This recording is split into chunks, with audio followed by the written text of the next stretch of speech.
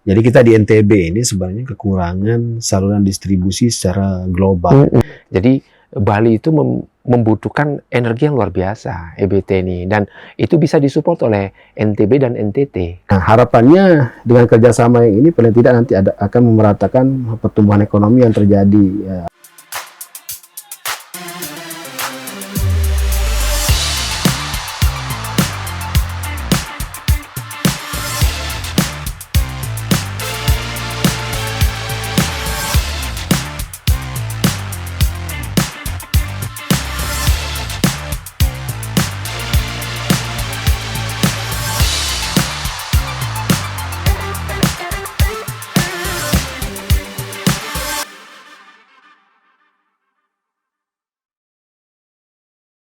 Halo Tribuners, jumpa lagi di acara Economic Talk NTB.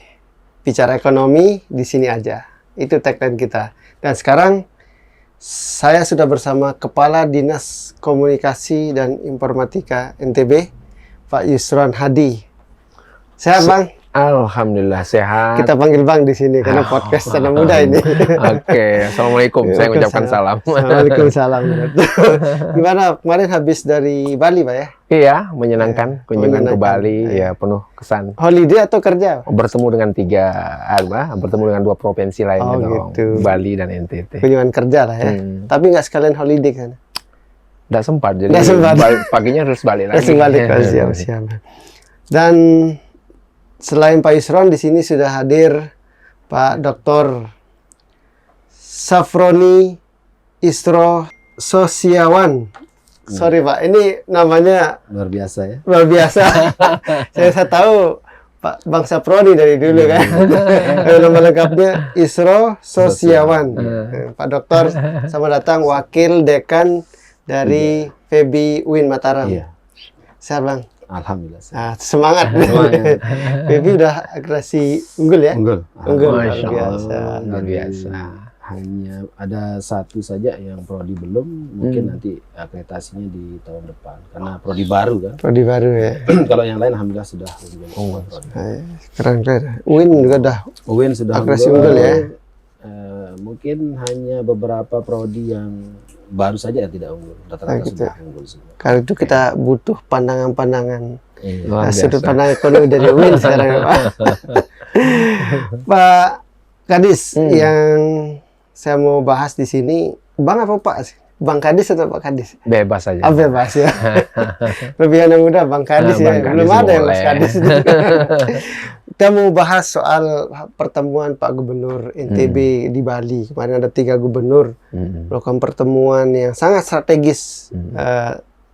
NTB, NTT, dan Bali. Dulu di Denpasar. Itu monumental lah. Itu kerjasama yang spirit baru, di mana 3 gubernur sepakat terjadi kerjasama ekonomi. Dan kita pengen tahu dulu bocoran apa sih isi pertemuan di dalam forum itu Pak Kadis. Karena Pak Kadis langsung hadir di ruangan ya. Iya. Nah, itu apa sih urgensi pertemuan itu Pak Kadis? Dan apa yang dibahas di situ? Iya, jadi begini, ada kesadaran yang luar biasa yang dimiliki oleh Bapak Gubernur NTB, Bapak Gubernur NTT, melihat konstelasi pembangunan kita secara nasional. Ya. Dulu kita mengenal ada pembagian kawasannya, barat dan timur. Dalam perjalanannya kemudian berkembang barangkali selatan juga dalam segmen tertentu. Dan di dalam rencana nasional maupun Kementerian Bappenas di pusat itu ada namanya Direktur Regional Bali Nusa Tenggara. Oke. Nah, artinya secara cantolan tugas kepemerintahan, ada unit kerja pemerintah pusat yang secara khusus mengelola ini. Ya. Nah, tentu cantolan ini kan harus kita sambut gitu. Supaya bagaimana kemudian terimplementasi, bagaimana wujud daripada Bali Nusa Tenggara ini supaya sama-sama berkembang. Ya, jadi kawasan Bali Nusa Tenggara adalah yang selama ini barangkali menjadi bagian timur dianggap begitu, tapi kita secara spesifik karena Bali, NTB dan NTT itu kan punya kedekatan yang luar biasa pada posisi yang cukup strategis dalam konteks nasional. Nah, Bali sudah maju, NTB mengejar. NTB ini juga masih mengejar bagaimana untuk bisa setara dengan pemerintah. Nah, ini saya kira kita membangun kolaborasi yang setara dan saling menguntungkan lah di antara wilayah ini. Nah, jadi dari sisi konstelasi pembangunan nasional, kita melihat ada memang unit kerja itu, kemudian secara kewilayahan di 3 wilayah ini punya banyak potensi yang bisa dikerjasamakan. Nah, NTT dan NTB ini seyogianya provinsi yang sangat kaya sebenarnya sumber daya alamnya. Yang tinggal sekarang kita mencari pariwisata, ekonomi kreatif, pangan dan sebagainya begitu. Tinggal mencari bagaimana kemudian kekayaan sumber daya alam ini kita bisa kelola, manage, dan salah satu cara kita memanage adalah membangun sinergis. Kita di Indonesia tidak hidup sendirian. Kita di kawasan ini tidak hidup sendirian. Ada NTT di timur, ada Bali di barat yang sudah lebih maju. Kenapa tidak kemudian kita membangun sinergi bersama-sama untuk meraih kemajuan itu? Itu yang gagas pertemuan ini Gubernur NTB. Sebagaimana laporan sebagaimana sambutan Pak Gubernur Bali kan secara eksplisit beliau menyampaikan bahwa gagasan dari Gubernur NTB dan NTT untuk mengajak kami Bali bersama-sama kita membangun kawasan ini. Gitu. Ini artinya bahwa ada kesadaran dari NTT maupun NTB, pemerintah NTB untuk mari mengelola sumber daya alam yang sedemikian besar ini untuk kita bisa sinergikan bersama. Nggak bisa kita maju sendiri, kita harus berkolaborasi.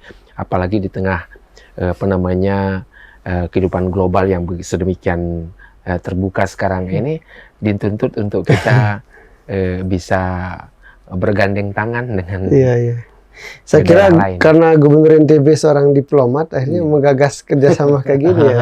Bukan gitu Pak Kadek, atau gimana? Saya kira pengalaman beliau dalam hal itu juga menjadi inspirasi penting ya, dalam beliau bagaimana membangun kolaborasi dengan pihak di luar daerah kita gitu. Dan saya pikir ini satu yang positif ya. Selama ini kan mungkin kerjasama 2 provinsi, gitu. Dua provinsi, entah NTB dengan Bali, NTB dengan Sulawesi Selatan, atau dengan Kalimantan. Nah, ini kali pertama dia 3 provinsi. Triangle. Triangle, the Golden Triangle. Itu istilahnya Pak Iqbal itu ya, atau gimana? Iya, sempat beliau mengutarakan itu, dan saya pikir betul juga karena saya katakan tadi bahwa di 3 kawasan ini kita punya potensi yang luar biasa, potensi sumber daya manusia, potensi alamnya. Siap. Jadi the Golden Triangle saya kira bukan ada harapan baru lah di kawasan. Oke Pak, ke Pak Dokter, Bang Saprodi, ini bagaimana melihat posisi strategis NTB dalam kerjasama yang triangle yang sedang digagas ini, Bali sama Nusa Tenggara lah, Barat dan Timur ini? Ya, terima kasih. Pertama, saya mengucapkan apresiasi dulu kepada NTB yang sudah bersama-sama menginisiasi kegiatan ini, karena bagaimanapun kita kan antar wilayah ini saling membutuhkan antara satu dengan yang lain. Tapi kalau dari sudut pandang saya lihat yang pertama itulah adanya pengembangan untuk daerah Indonesia ke timur. Pembangunan Indonesia ke timur. Jadi selama ini kan terjadi gap antara berbagai macam wilayah ini, termasuk yang 3 ini. Kita lihat Bali posisinya yang sangat luar biasa. Kaya banget. Kita ke Lombok dengan berbagai macam sumber daya kita miliki ya masih di bawah Bali. Apalagi kita bergeser ke NTT yang baru memulai kegiatannya, entah itu pariwisata dan sebagainya. Sehingga mudah-mudahan upaya ini nanti akan bisa saling bersinergi untuk pembangunan Indonesia ke timurnya. Terus yang kedua, ini kan kita kerjasama itu terjadi antara ketiga wilayah ini. Paling tidak di sini kan ada pengembangan konektivitas antara wilayah. Jadi misalnya NTT mengirim ke Bali, ya si Lomboknya di tengahnya. Jadi dia melewati itu. Sehingga kan perlu nanti adanya supporting dari berbagai macam transportasi yang menghubungkan antara ketiga wilayah. Walaupun sekarang ada, tapi kita lihat kan sangat minim sekali. Itu sehingga nanti mungkin dengan konektivitas ini nanti akan diadakan suatu hal yang bisa menghubungkan ketiga wilayah ini secara intensif lah, sehingga nanti kegiatan-kegiatan entah itu ekonomi atau yang lainnya itu bisa terhubung. Terus berikutnya saya lihat di sini adanya diversifikasi ekonomi di dalam pariwisata itu. Jadi kalau kita lihat kan sekarang Bali itu sudah over tourism dia. Sudah banyak turis, tetapi kita berpindah ke Lombok, ya mungkin ada yang mengatakan secara ekstrim ya buangan dari Bali gitu. Mereka ke Bali dulu, one destination ke Bali, setelah di Bali mungkin tidak ke Lombok gitu, atau mungkin dia ke NTT. Nah sehingga di sini kan adanya diversifikasi ekonominya dari tourism. Terus yang berikutnya yang saya lihat di situ kan ada kolaborasi ekonomi kreatif. Jadi kegiatan itu tidak hanya terpusat di tourism pariwisata saja, tetapi nanti di ekonomi kreatif yang lain, entah itu pertanian, peternakan dan sebagainya. Karena ketiga wilayah ini kan punya potensi sendiri, misalnya seperti Bali dengan turismenya, Lombok dengan destinasi wisata Mandalika dan pertambangannya, terus si NTT dengan pertanian dan peternakannya, sehingga nanti mungkin kolaborasi ekonomi kreatif itu terjadi antara ketiga itu. Karena bagaimanapun ketiga ini kan akan saling memenuhi kebutuhannya. Pendistribusian ini tergantung dari efektivitas kerjasama yang dilakukan. Misalnya kalau tidak kerjasama, ya pasti anggaplah asumsi saya, ya saya akan mencari teman, teman yang saya kenal, bukan orang yang tidak saya kenal. Nah kalau misalnya terjadi seperti ini, paling tidak nanti ada prioritas yang terjadi di antara ketiga wilayah nih. Udahlah, kita ini udah berteman nih, Triangle nih kan. Udah ke Lombok aja atau ke Bali, udahlah ke NTT, ke Lombok, sehingga sinergitasnya terjadi, ekonomi kreatif itu berjalan. Jadi nanti harapannya kan akan berdampak terhadap pertumbuhan ekonomi di ketiga wilayah ini. Yang saya lihat itu ada gap-nya sangat luar biasa di dalam pertumbuhan ekonomi. Tiga daerah ini masih jadi gap. Iya, misalnya seperti Bali, pertumbuhan ekonomi Bali itu kan kurang lebih 5,5% berdasarkan data terakhir. NTB masuk ke 5%. Bali 6%, NTB 5%, NTT 4,5%.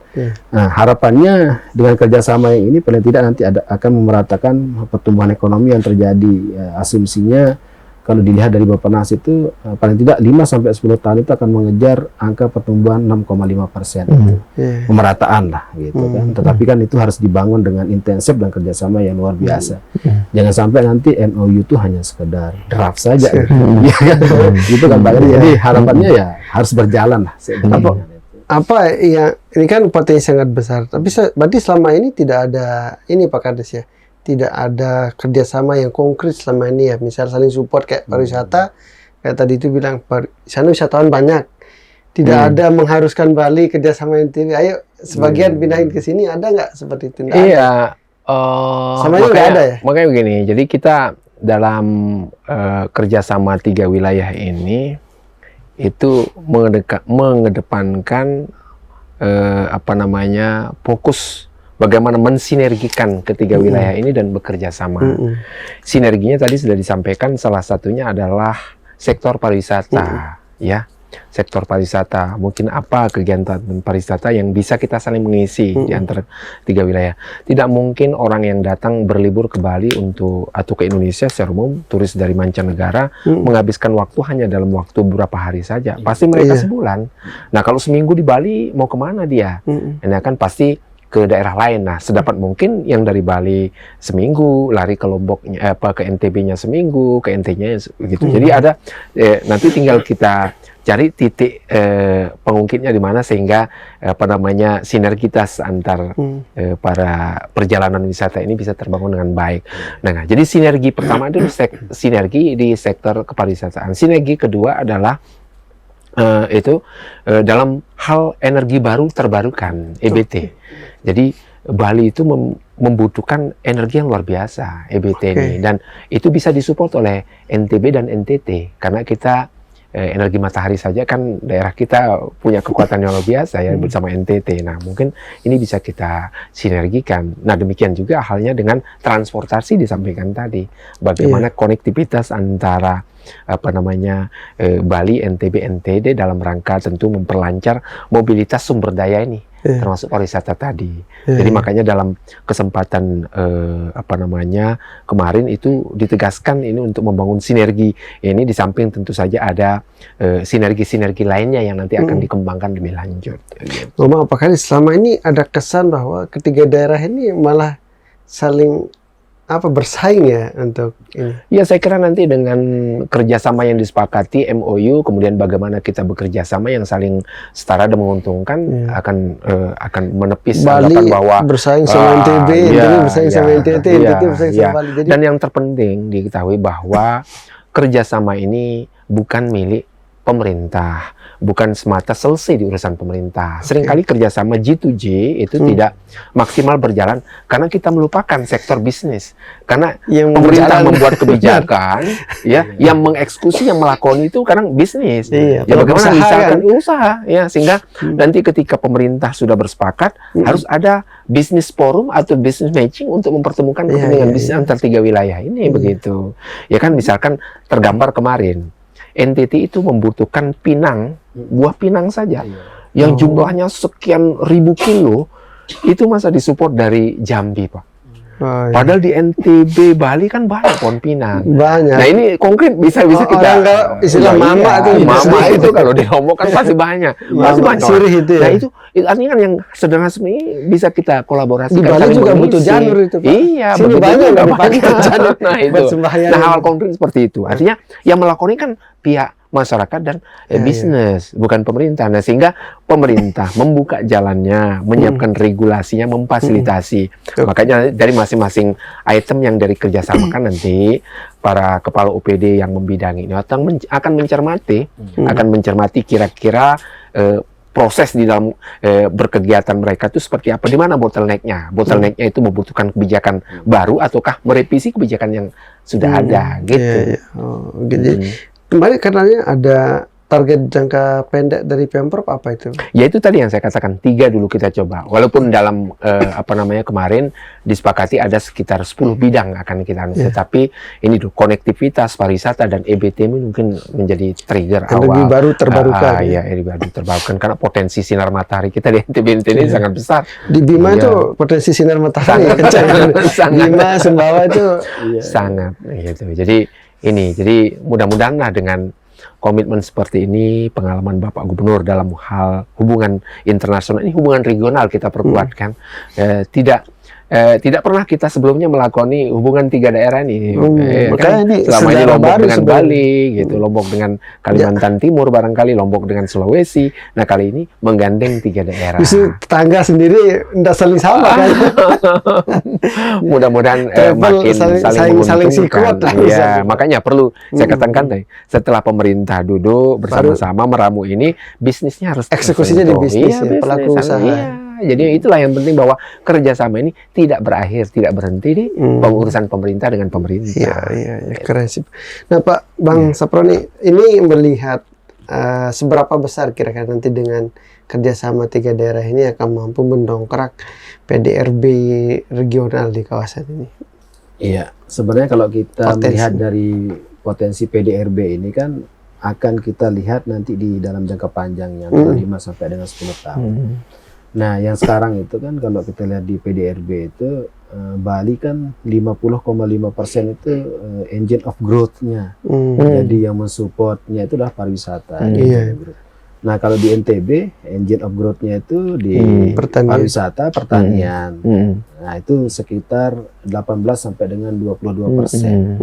Nah, NTT itu 15 sampai dengan 20%. Nah, kalau kita lihat itu kan terjadi gap yang sangat besar di kesenjangan. Nah, harapannya itu bahwa dengan trilogi ini, kerjasama 3 ini, mudah-mudahan nanti kita bisa mengejar engine of growth-nya itu 6,5% untuk meningkatkan itu. Tapi dengan catatan bahwa ada intensitas kerja yang sangat luar biasa yang harus dibenahi. Misalnya ini seperti kayak Lombok ini, satu sisi kan kita juga tergantung pada Bali. Misalnya di dalam distribusi barang lah. Kita ini kan lebih kepada price takernya, mengambil harga yang ditetapkan oleh Bali. Ya price setternya ya Bali gitu. Sehingga kita ini mengirim ke sana menggunakan brandnya dia nanti mengekspor atau memasarkan dan sebagainya. Nah harapannya itu kan mudah-mudahan di sini bisa ditata nanti di dalam hal itu bahwa kita tidak hanya sebagai penyuplai bahan mentah saja gitu. Paling tidak kita di refinishingnya lah, sebelum finishing ya mungkin di sini diolah setengah baru nanti didistribusikan ya hilirisasinya, sehingga harapannya itu kan berdampak terhadap peningkatan perekonomian si pelaku usaha itu. Itu sebenarnya menjadi fokusnya. Jangan sampai nanti itu kerjasama dilakukan tetapi impact yang mendasarnya tidak terjadi pada pelaku-pelaku ini. Ya sama kayak pariwisata gitu. Pariwisata itu sebenarnya saya tidak menganggap itu saling menjatuhkan. Itu hanya kompetisi di bidang sektoral saja. Bali kenapa mempertahankan itu? Ya karena memang dia mau mengharapkan PDRB yang tinggi sehingga dia mensupport itu. Kita mau seperti itu tetapi mungkin ada beberapa hal yang tidak bisa kita lakukan sehingga kita kalah dari itu. Sama juga NTT yang baru ekspansi, dia kan sudah over tourism seperti katakan tadi. Kita ini kan baru bagaimana mengundang wisatawan sih. Jadi levelnya sudah berbeda lah ya. Levelnya sudah berbeda. Nah, paling tidak kan di dalam proses misalnya di pariwisata itu tidak hanya one destination, tidak hanya mereka ke Bali, tetapi mungkin nanti ada paket multiple destination ke Bali, mampir dulu ke Lombok, baru ke NTT, ke Komodo, ke wisata. Nah, sehingga kan semuanya merasakan ada paket wisata 3 provinsi lah. Iya, multiple.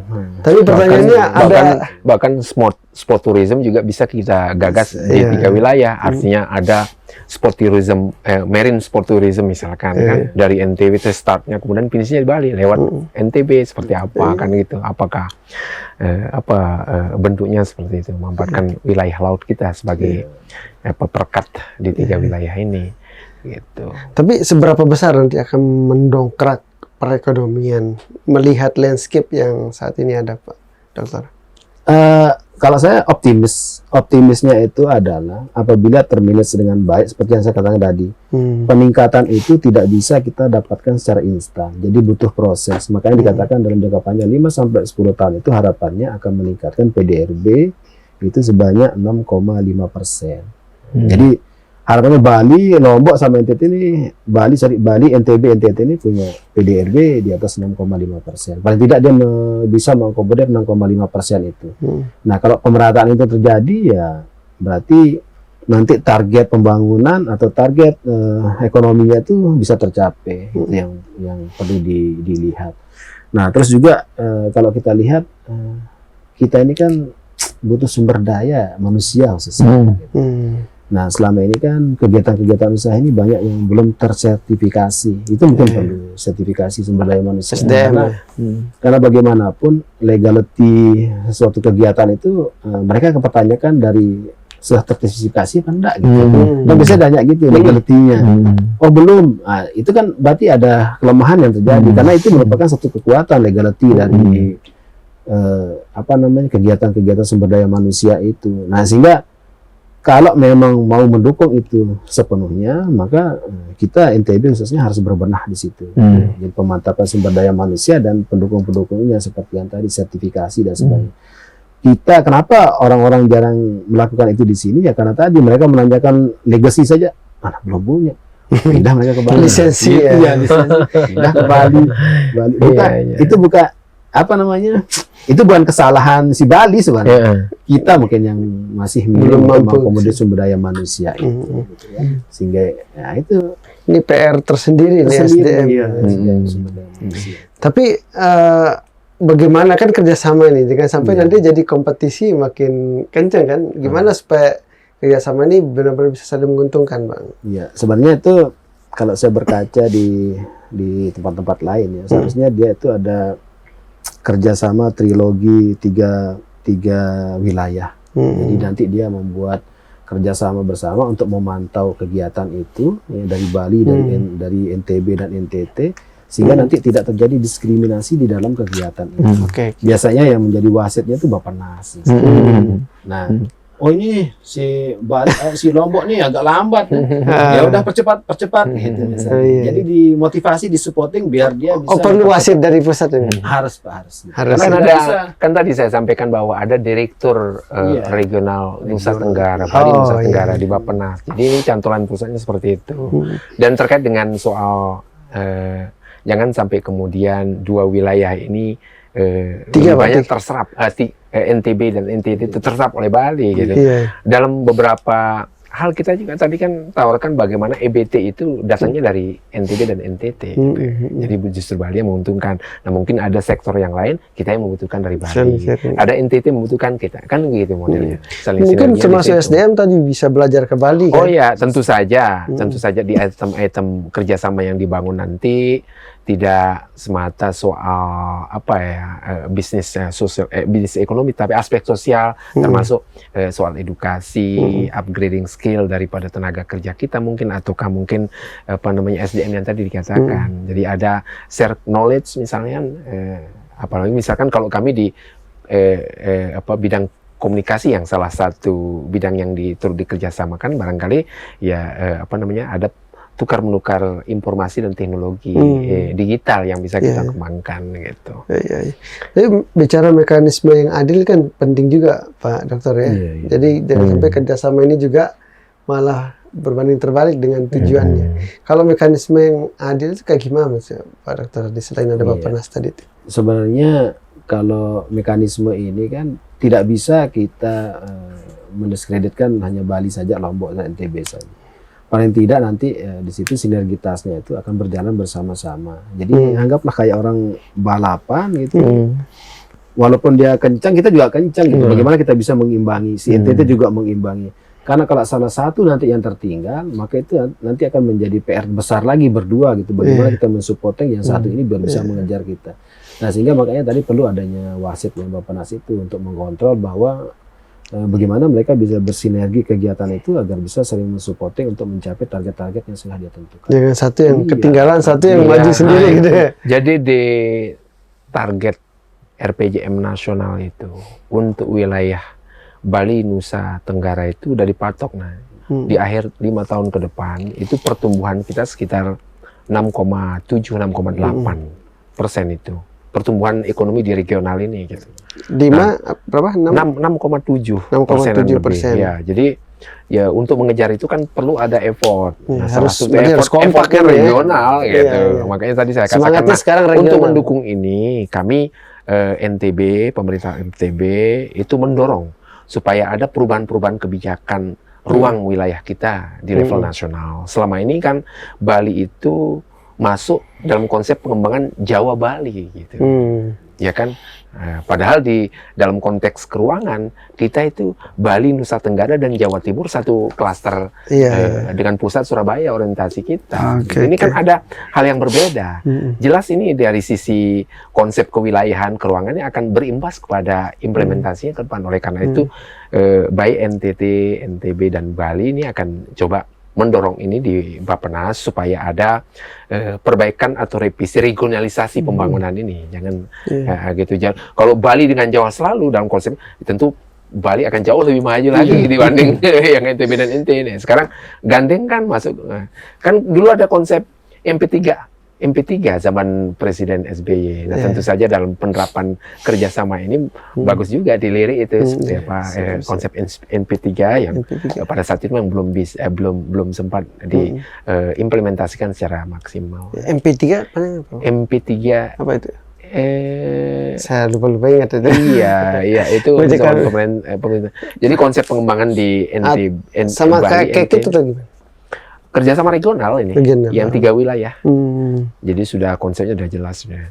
Nanti tinggal dipaduserasi saja dengan kondisi yang terkini seperti apa. Iya.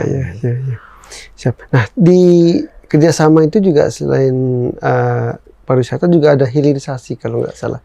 Iya. Bagian dari. Nah ini justru saya melihat bahwa kerjasama 3 daerah ini akan justru menguatkan hilirisasi itu konsep. Karena kita bicara hilirisasi kan sumber daya, pemenuhan sumber daya dari input, proses, kemudian output. Kan output itu kan bisa soal pemasarannya, kan? Inputnya sumber datang sumber daya, itu kita saling mengisi gitu. Kami punya kelebihan dari produksi, sisi produksi kita support daerah yang membutuhkan. Kemudian daerah produksinya di mana, kemudian output pemasarannya, memperluas area pasar kita kan. Jadi justru menguatkan hilirisasi di 3 wilayah ini saya pikir. Iya. Artinya kan tadi bilang hilirisasi, jangan sampai kita hanya bahan baku aja kita kirim ke sana. Nah itu. Apa yang sudah kebijakan yang selama ini sudah dilakukan oleh Pemprov Pak untuk mendukung hilirisasi itu? Ya, saya pikir kan ini pemetaan, sudah dilakukan pemetaan di mana kita lihat seperti tadi saya katakan energi kita lihat. Ini saya kira kita bukan menjadi pion, tetapi bagian yang diperlukan oleh provinsi lain. Pada sisi pariwisata seperti tadi di Bali LED. Jadi kita mendapat gitu. Artinya ada titik-titik yang dimana di kerjasama ini kita tidak selalu sebagai produsen, tetapi justru menjadi pemain utama. Saya kira gitu. Nah nanti itu tuh sektor-sektor lain juga akan dipetakan oleh UPDB terkait. Kan salah satu yang menarik juga perikanan Pak. Luar biasa betul. Itu sektor perikanan itu NTT itu lumayan. NTT itu NTB sangat potensial rumput laut kita, udang Paname luar biasa, Paname nomor 1 Indonesia luar biasa kita. Jadi fokus ketiga itu saja saya pikir sangat luar biasa asal dikelola dengan sebaik-baiknya. Nah ini kan tentu pasti Bali membutuhkan udang. NTT pasar di sana kan pasar luar biasa, itu gitu. Sebenarnya itu ada asimetris penguasa pasar sebenarnya. Jadi dikatakan asimetris itu bahwa kita ini kecenderungan memasarkan produk itu individu tunggal, tunggal. Nah, di situ sebenarnya harusnya itu kita ini punya media yang pemasarannya itu untuk mengcounter asimetris penguasa pasar tadi. Misalnya secara bersama-sama. Kita ini kan kadang-kadang main sendiri, pergi ke Bali nganter, pulang. Yang penting kita udah laku nih barang, udahlah gas gitu kan. Tapi sebenarnya kalau kita secara bersama-sama, paling tidak itu kan ada power sendiri yang terbentuk dari kekuatan kelompok tadi. Misalnya itu mungkin yang lemah kita di NTB ini khususnya, bahwa kita harusnya peran Kadin di sini. Itu kembali saya punya peran itu. Iya, dalam rangka mensinergikan kekuatan bersama ini, di dalam pertemuan kemarin juga tersampaikan gitu, bahwa pada pertemuan-pertemuan selanjutnya nanti multi pihak itu akan diundang. Ketika kita bicara soal transportasi misalkan, kenapa tidak Injurni kita hadirkan juga, Kementerian Perhubungan kita hadirkan, semua atau para pelaku usaha sektor perhubungan kita hadirkan. Ketika kita bahas pangan, stakeholder di bidang pangan juga dihadirkan. Jadi semua pihak akan ini saya pikir sinergi yang sangat menarik ini, dan mudah-mudahan segera terwujud. Ini akan bisa memberikan lompatan-lompatan yang baiklah bagi pertumbuhan ekonomi daerah gitu, dengan mensinergikan. Sudah tidak bisa, ini bukan zamannya lagi kita bicara NTB selesai dengan urusannya sendiri, tidak, harus kita bisa berkolaborasi ya dengan para pihak, dan setiap pertemuan selanjutnya akan komit untuk menghadirkan para pihak yang bisa turut membantu kita. Iya, sebenarnya saya optimisnya dengan Pak Gubernur itu dengan mengangkat jargon mendunia itu. Jadi kita di NTB ini sebenarnya kekurangan saluran distribusi secara global. Jadi kita ini masih tergantung pada wilayah tertentu untuk memasarkan hasil produksi kita. Seperti yang tadi misalnya udah dikirim di Bali. Kenapa tidak kita di sini bentuk sendiri misalnya jaringan untuk secara global itu, bahwa kita bisa melalui kita gitu. Atau misalnya udahlah Bali berubah seaternya Lombok sajalah lebih gitu. Nah mungkin dengan jargon mendunia itu ya paling tidak Pak Gubernur ya lebih banyak untuk mencari celah bagaimana kita ini bisa memasarkan tanpa harus tergantung pada wilayah tertentu. Misalnya seperti pertanian, saya lihat armada itu manggis kan dibawa ke Jawa. Saya bilang ini manggisnya dibawa untuk siapa gitu. Jadi kami hanya mau mendistribusikan yang membranding mereka, dibawa ke Belanda itu si manggis kan, atas nama branding sih wilayah Jawa. Iya, bukan, padahal itu punya kita. Nah, kenapa tidak kita potong kompas misalnya dengan kita bisa mengakses saluran distribusi global ini, udahlah dari Lombok langsung ke Belanda. Nah, mungkin itu PR besar kita bersama, saya kira gitu. Apalagi dengan hasil laut tadi, misalnya udang, terus dan sebagainya kan ke Bali semua. Ya, saya bukan mendeskripsikan Bali, tapi memang itu salah satu mungkin PR bersama kita untuk bisa mengakses itu. Jadi akhirnya dengan teknologi ini, misalnya si Bali udahlah membagikan ilmunya ini loh, atau membagikan linknya atau membagi dan sebagainya, sehingga kita bisa saling mengakomodir mengenai sumber daya yang kita punya dari setiap daerah itu. Dari Bali kirim ke Bali. Syukur-syukur kalau Bali juga membutuhkan kita untuk pemasaran internasionalnya atau kebutuhannya dia di Bali. Saya lihat banyak juga yang disupport dari Lombok sini. Ya, misalnya seperti hasil pertanian, ya istilahnya barter lah. Bali kirim telur ke kita kirim telur yang lain. Jadi apa namanya, kerjasama itu udah sangat luar biasa. Kan sirih Pinang kan juga janur kelapa itu juga banyak di Bali kan. Tradisi umat Hindu di sana mungkin kebutuhan janur itu katanya tinggi juga. Semua pelakunya ini kan bisnis. Jadi pemerintah itu membuka jalan, memfasilitasi, menyiapkan regulasinya supaya sistem itu bisa berjalan dengan baik. Berarti kan di situ butuh konektivitas juga, Pak. Jelas. Seperti apa konsep konektivitas terwilayah yang sudah disiapkan? Ya, tentu saja di sektor perhubungan teman-teman akan mendetailkan lebih lanjut ya bagaimana aksesibilitas Lombok ke Bali yang imbasnya nanti harga tiket juga bisa diturunkan gitu kan selama ini kan. Sekarang sudah kita ini sudah kita penerbang ke Jawa Bali itu.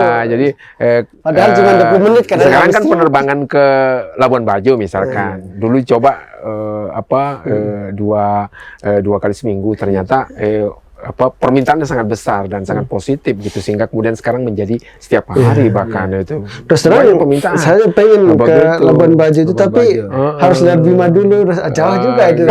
Kalau ada pesawat terbang mungkin kita pergi jalan-jalan sana. Dan terinformasikan juga bahwa nanti misalkan seperti untuk ATR, pesawat ATR itu kan sedapat mungkin home base-nya bisa di NTB gitu, di Lombok, karena di Bali kayaknya karena terlalu sibuk ya, Bandara Ngurah Rai sangat sibuk gitu, sehingga ada pengurangan kebijakan, misalkan ATR tidak lagi masuk ke situ gitu, atau mungkin tidak menjadi home base-nya di situ, jadi pindah bisa home base-nya di NTB gitu, di Bandara Lombok. Nah, jadi kan kita menjadi simpul transportasi untuk ATR ke wilayah timur Indonesia. Nah, seperti itu yang berarti, tapi ini masih banyak tantangan, Pak Dokter. Jadi ada tantangan non ekonomi juga, misal regulasi antar daerah kan. Ini menurut Pak Dokter seperti apa melihat tantangan-tantangan ini kan, terutama regulasi kan masing-masing daerah ini belum ketemu nih. Belum mungkin sampai teknis gitu, Pak Kadis ya. Bali mungkin punya regulasi sendiri, dan NTB ini juga itu. Seperti apa melihat? Sebenarnya tantangannya itu kan di sini itu ada perbedaan dari tata kelola wilayah daerah. NTB misalnya kayak di Bali, mungkin di bidang pariwisatanya dia mempercepat proses itu. Nah, di Lombok mungkin tidak begitu regulasinya, dan NTT. Dan kedua adalah budaya gitu kan. Kita di Lombok ini khususnya kan budayanya Muslim misalnya, jargon 1000 masjid ya. Berarti kan nanti harus menyesuaikan mengenai tata kelola wilayah itu, sehingga memudahkan pariwisata itu berkembang. Terus yang berikutnya yang menjadi tantangan non ekonominya itu bahwa pariwisata itu sifatnya masih yang tadi, dia hanya melakukan tujuannya itu hanya di satu lokasi saja, Bali saja. Karena mereka mungkin ya itu kekurangan informasi tentang Lombok misalnya. Dikenal Bali kan. Bali. Udahlah saya ke Bali, Lombok misalnya. Lombok itu di mana gitu misalnya kan. Nah, makanya perlu kita membranding itu bahwa dengan jargon mendunia itu ya kita harus banyak promosi bahwa Lombok itu tidak kalah loh dengan Bali. Dengan kejenuhannya, pembangunan dan sebagainya. Kami masih alami dan sebagainya. Mungkin itu merupakan salah satu yang bisa mensupport kita. Dan bahkan yang menarik pada pertemuan kemarin itu akan dicarikan satu branding bersama, khusus sektor pariwisata. Jadi tiga wilayah ini, satu regional ini brandingnya apa? Ya kan Bali sekarang Bali is Paradise Island. Kemudian Lombok mungkin apa yang kemarin Lombok, Sumbawa, infinite experiences misalkan NTP apa. Nanti dijadikan branding pariwisata yang ini branding ini kan menggambarkan apa potensi yang ingin kedepankan bersama, kita sinergikan bersama gitu. Itu mau bawa sampai situ kan kita harus membangun branding sama nih. Gitu. Malaysia kan truly of Asia. Asia. Tadi kan Indonesia sesungguhnya. Tapi yang lain bukan Indonesia. Karena gimana di 3 wilayah, betul kita adalah wilayah Kepulauan Tenggara yang kecil, tetapi dari sisi flora fauna, dari sisi budaya kita sangat multi. Biodiversity luar biasa di Bali, NTB, NTT itu. Makanya dikatakan meskipun kita kecil, kita serpihan dari Indonesia keseluruhan gitu. Semua ada ini Sunda sangat kecil menarik, gitu. Sangat menarik gitu. Kalau bilang Sunda kecil, bilang Sunda ke-8 nanti. Konektivitas itu penting memangnya, karena ya tadi preferensi wisatawan itu kan hanya one destination itu. Jadi mungkin dengan kerjasama ini nanti promosinya intensif. Ada loh Lombok juga menarik. Dan potensi kawasan kita kan luar biasa. Luar biasa. Kita lewat Alki, Pak. Dilalui Alki, dilalui oleh garis Wilis yang iya kan? Nah, itu.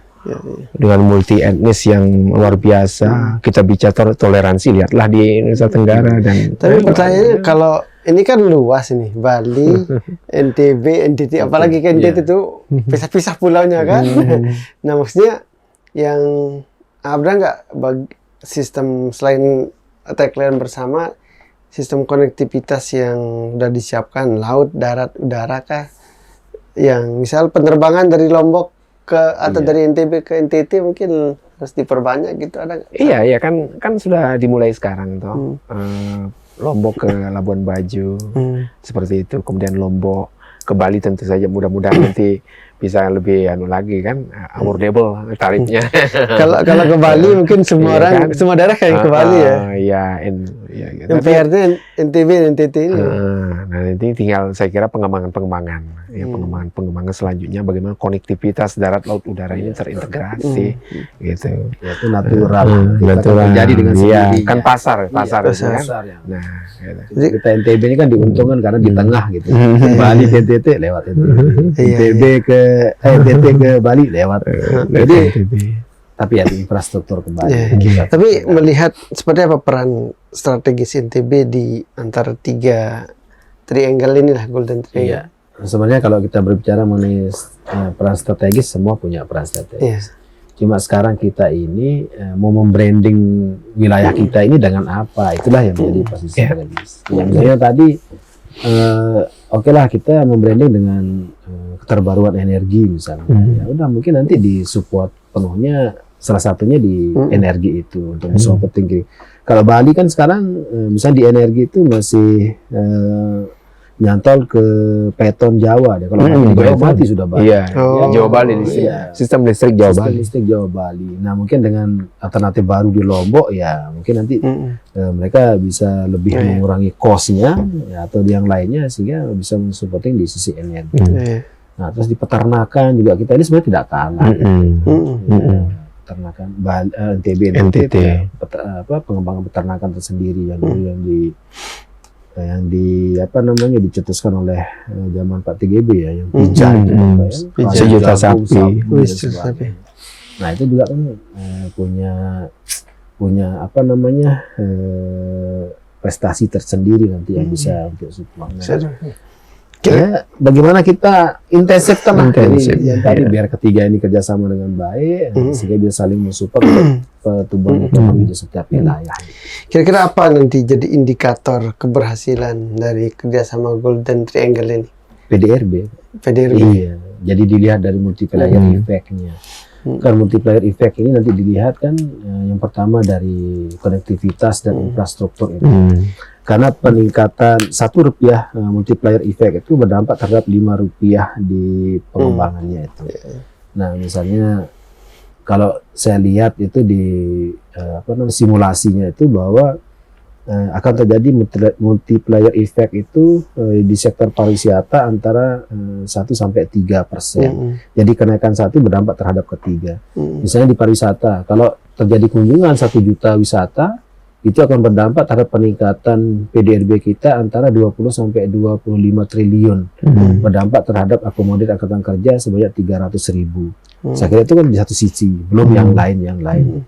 Nah, saya kira mungkin itu nanti yang salah satunya yang menjadi apa namanya? Yang menjadi tolak ukurnya di PDRB itu seberapa besar. Karena yang bisa terakumulasi secara kuantitatif ya dari PDRB itu, karena efeknya di situlah dilihat efek peningkatan terhadap perekonomian, pertumbuhan ekonomi dalam satu wilayah. Tapi Pak Dokter melihat apakah Bali, Nusa Tenggara Barat dan Nusa Tenggara Timur bisa menjadi pusat pertumbuhan ekonomi baru nggak dengan kerjasama ini? Bisa lah, saya optimis bisa, karena itu tadi. Jadi kalau kita bekerja bersama-sama, kan tantangannya masih banyak itu. Iya memang, makanya itu yang kita bangun sekarang, bagaimana untuk menghadapi tantangan. Di setiap kegiatan itu pasti ada tantangannya. Nah, makanya itu yang kita benahi mungkin di regulasi di tahun pertama itu bagaimana membenahi tantangan mengenai sumber daya manusia misalnya, dengan cara saling bertukar atau bagaimana modelnya. Mereka ke sini memberikan kita pembelajaran, kita belajar ke sana, itu belajar ke kita juga belajar ke sana mengenai pengolahan dan sebagainya. Nah, saya optimis ke depannya kalau misalnya dia bekerja sama. Ini kalau saya mengasumsikan 30 kita jadikan satu untuk saling mensupport. Anggaplah Jawa satu, ya lawan 3 kan, nah, gitu kan. Nah, di ketiga ini kan punya sumber daya yang berbeda, yang kekayaan tersendiri yang bisa kita supporting itu, gitu. Kira-kira dengan potensi yang ada bisa mengalahkan pertumbuhan ekonomi Jawa nggak?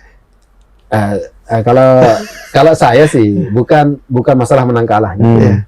Tetapi itulah bentuk kompetisi yang terjadi. Jadi semakin kita memperhatikan masyarakat rakyat kita, ya semakin tinggi nilai kompetisi yang kita lakukan untuk perbaikan perekonomian dan perbaikan kehidupan di wilayah kita.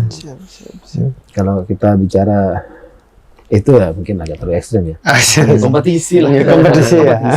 Saya tidak Ya kan secara nasional pembangunan wilayah kepulauan ini kan sudah ada apa istilahnya skala prioritas. Kek Mandalika. Ada, artinya kalau wilayah Sumatera itu difungsikan apa, Jawa difungsikan apa, daerah industri kah, Kalimantan, Sulawesi, kemudian wilayah Nusa Tenggara ini seperti apa. Nah, wilayah kalau saya lihat di wisata, apa namanya dokumen nasional itu wilayah Nusa Tenggara pariwisata, Bali pariwisata, NTB pariwisata dan ekonomi kreatif. Pariwisata dan pusat ekonomi kreatif yang tidak dimiliki oleh daerah lain. Jadi kalau dia dikatakan apakah kita berpeluang menjadi center? Oh iya, dengan tentu fungsi yang kita miliki, pariwisata dan ekonomi kreatif. Gitu. NTT pariwisata dengan apa gitu. Nah, tapi paling tidak ada irisannya kita ketiga itu pariwisata gitu.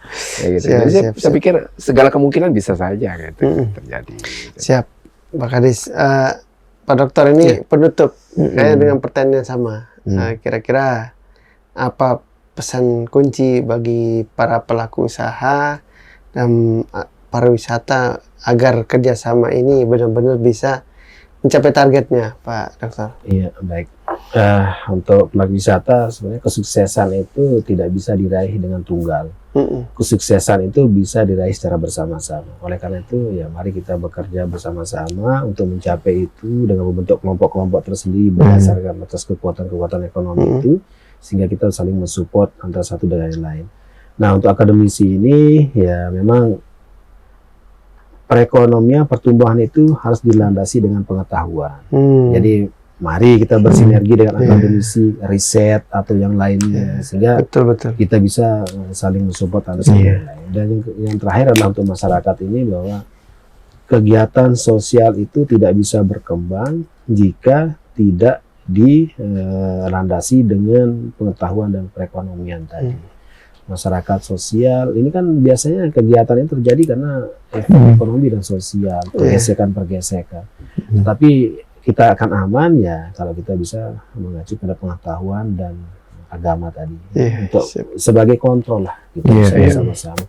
Jadi kalau ketiga ini bersinergi ya dikontrol oleh pemerintah dengan membuat suatu regulasi yang saling menguntungkan, ya insya Allah NTB ini akan lebih maju ke depan. Jadi tidak hanya pelaku usaha Pak, akademisi dan media. Oh iya, iya. Jadi media akan itu, jalan. media itu terus membackup. Akademia, sektor riset itu juga membackup, penting. menyampaikan hal yang Lupa positif kita dari. bahas juga salah riset ini juga sangat penting. Jadi paling tidak kan swasta itu juga mulai mempersiapkan diri, membaca peluang yang akan mungkin timbul ini. Kemudian masyarakat tentu selaku produsen di tingkat bawah itu mulai menata, bersiap-siap, dan pemerintah siap memfasilitasi, mengatur dengan regulasi yang ada dan kewenangan yang dimiliki. Gitu. Media tentu bantu kita lah, publikasi yang bagus gitu. Bangun optimisme bagi masyarakat. Closing statementnya Pak Kadis untuk sesi ini. Closing statementnya. Closing statement, kita tidak bisa maju sendiri, harus kolaborasi, kerjasama. Tidak saja pemerintah dengan pemerintah, pemerintah dengan masyarakatnya ya, pemerintah dengan swasta ya, swasta dengan swasta ya. Nah ini harus kita bangun, kemas bersama-sama. Oleh karena itu pemerintah punya nawaitu yang baik untuk membangun kolaborasi bersama untuk kemajuan kita bersama. Siap untuk kemajuan kita bersama. Dan kita support. Perguruan tinggi untuk support. Support. Pariwisata syariah ada, perbagian nanti kalau misalnya kita berbicara mengenai khusus pariwisata, nanti saya datangkan. Siap. Terima kasih Pak Doktor dan Pak Kadis. Sama-sama. Sudah hadir di Economic Talk kita hari ini. Kita harapkan kerjasama ini benar-benar membawa dampak kemakmuran, ujungnya, dan kesejahteraan dari semua ini kan, dan masyarakat, tidak hanya pemerintah yang kerjasama, tapi masyarakat merasakan dampaknya secara langsung.